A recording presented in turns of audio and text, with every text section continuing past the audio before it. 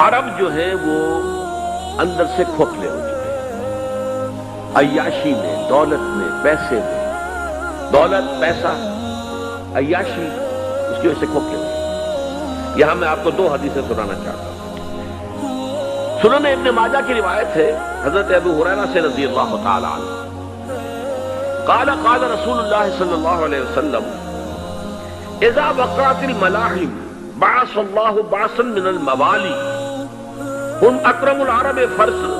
واجودہ سلاحا یؤید اللہ بہم الدین، رواہ ابن ماجہ عن ابی ہریرہ رضی اللہ تعالی عنہ۔ جب ملاحم کا دور شروع ہوگا تو اللہ تعالیٰ اٹھائے گا ایک لشکر یا لشکروں پر لشکر موالی میں سے۔ موالی کون ہے؟ عربوں نے جب فتح کیا تھا اس پورے علاقے کو خلافت راشدہ کے دوران، اور پھر وہ لوگ جو ہے، ایک رائے تو یہ تھی کہ انہیں غلام بنایا جائے سارے آبادیوں کو، لیکن یہ کہ حضرت عمر کا اجتہاد تھا، اس کے مطابق جو ان کو غلام نہیں بنایا گیا تو وہ موالی کی حیثیت رکھتے ہیں۔ عربوں میں دم نہیں ہے، موالی میں سے لشکر اٹھیں گے کہ جو در حقیقت حضرت مہدی کی حکومت کو قائم کرے گا۔ دوسری حدیث سنیے عن عبداللہ ابن الحارث رضی اللہ تعالی عنہ، اور یہ ابن ماجہ کی روایت ہے، قال قال رسول اللہ صلی اللہ علیہ وسلم یخرج الناس من المشرق فیوطئون للمہدی یعنی سلطان، لشکر نکلیں گے، لوگ آئیں گے مشرق سے اور وہ حضرت مہدی کی حکومت کو جمائیں گے اور قائم کریں گے۔ اب ذرا نوٹ کیجئے کہ جزیرہ نما عرب کے مشرق میں کون سے ملک ہیں؟ تین: ایران، افغانستان، پاکستان۔ یہ تین سالڈ مسلم ممالک، مسلم آبادی اکثریت۔ ویسے تو یہ کہ آگے ہندوستان میں 20 کروڑ مسلمان ہیں، لیکن وہ 20 کروڑ جو ہے وہ تو 80 کروڑ کے اندر تحلیل ہو جاتے ہیں غیر مسلموں میں، لیکن یہاں جو معاملہ ہے یہ خالص اکثریت کا۔ ان میں سے ایران کا معاملہ جہاں تک ہے، نمبر 1 یہ کہ وہ شیعہ عقائد کے حصار میں بند ہے،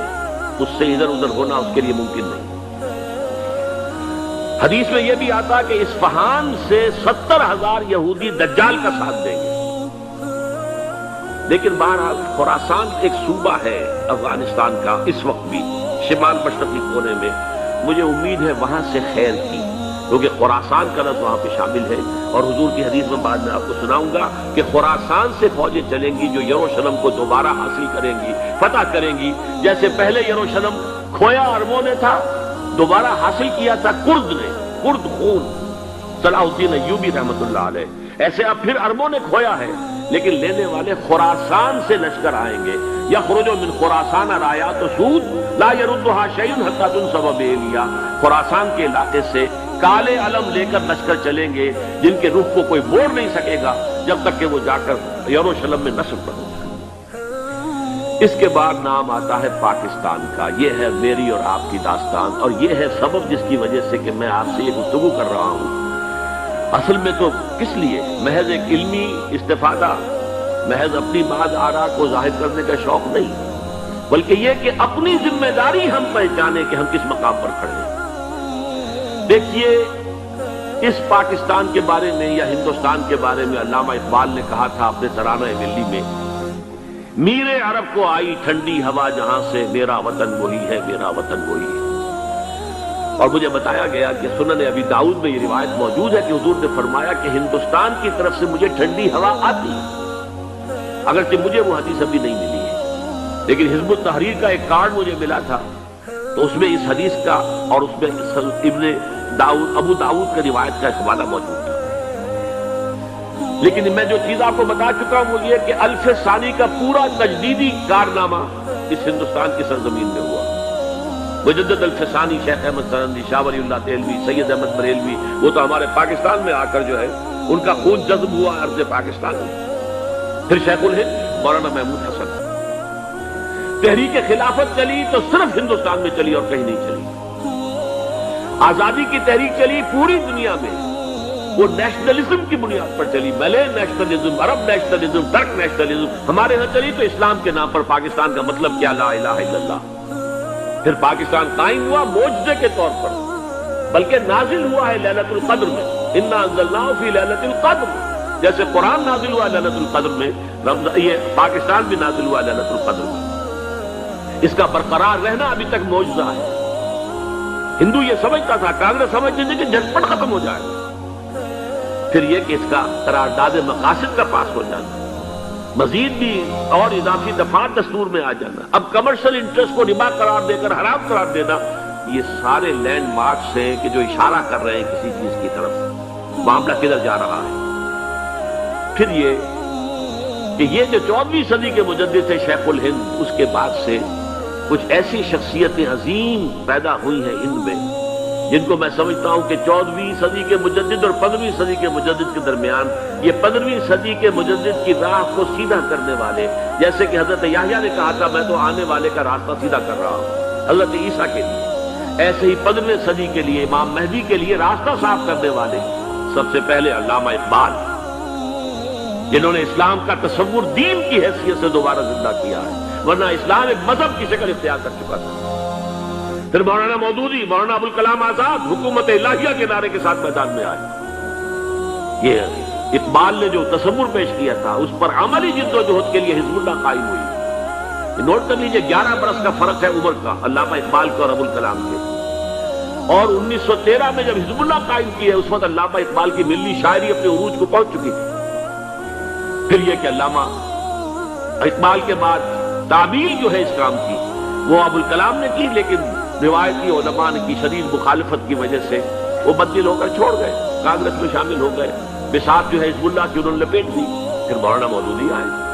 انہوں نے وہ ڈور جو ہے اس کا سرا تھاما، جماعت اسلامی قائم کی حکومت الہیہ ہی کے قیام کے لیے، اگرچہ میرے نزدیک یہ کہ وہ انتخابی اور ایک قومی سیاست کی ایک جماعت بن کر پاکستان میں جو ہے دلدل میں پھنس گئی ہے۔ اب ہم اس کی کوشش کر رہے ہیں، تنظیم اسلامی اور یہ تحریک خلافت جس کے تحت یہ جلسہ ہو رہا ہے، یہ ساری چیزیں وہ ہیں کہ آپ کو سوائے پاکستان کے اور کہیں نہیں ملے گی پوری دنیا۔ معلوم ہوتا ہے کہ پاکستان کو بہت بڑا رول پلے کرنا ہے اس میں، اور اس کے ساتھ اب جمع کر لیجئے افغانستان کی عمارت افغانستان، اسلامی عمارت افغانستان قائم ہو چکی ہے۔ یہ پچھلے 20 سالوں میں جو کچھ وہاں ہوتا رہا ہے اس سے پہلے تصور نہیں ہو سکتا۔ کابل جو ہے وہ تو جیسے پیرس کا تمدن تھا ویسے کابل کا تھا، وہی لباس، وہی سکرٹس۔ یہاں جب آئے تھے شاہ ظاہر شاہ سرکاری دورے پر تو ان کی جو ملکہ صاحبہ تھی ان کے ساتھ وہ سکرٹ میں ملبوس تھی۔ کابل جو ہے وہ بالکل ایک پیرس کی طرح کا شہر تھا۔ آج کابل جو ہے جا کر دیکھیے، علامہ اقبال کے فرزند بھی دیکھ کر آئے ہیں، تو اگرچہ وہ خود میں سمجھتا ہوں کہ خاصے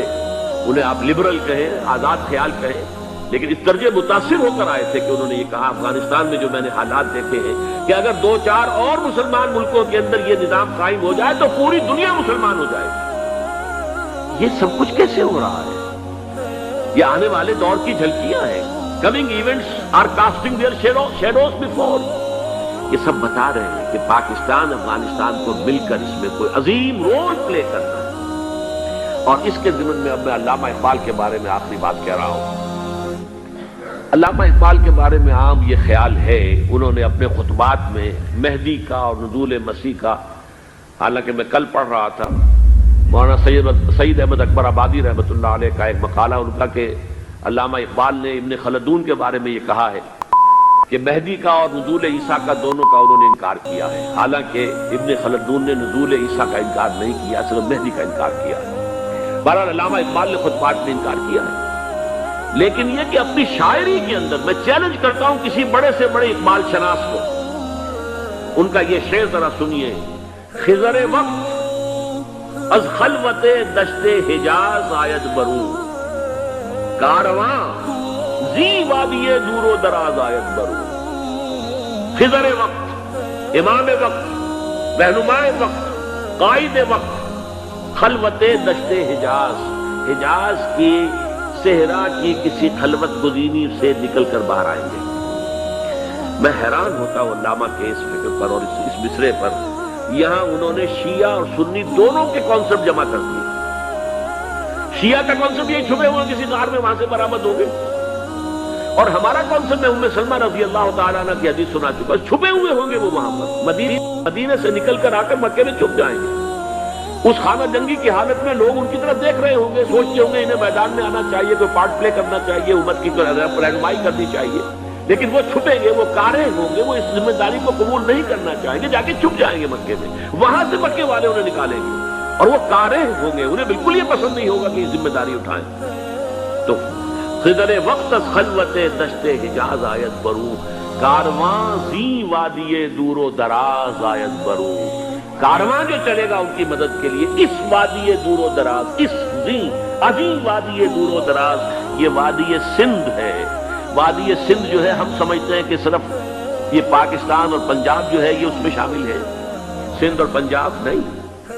افغانستان کا پورا مشرقی علاقہ اس میں شامل ہے۔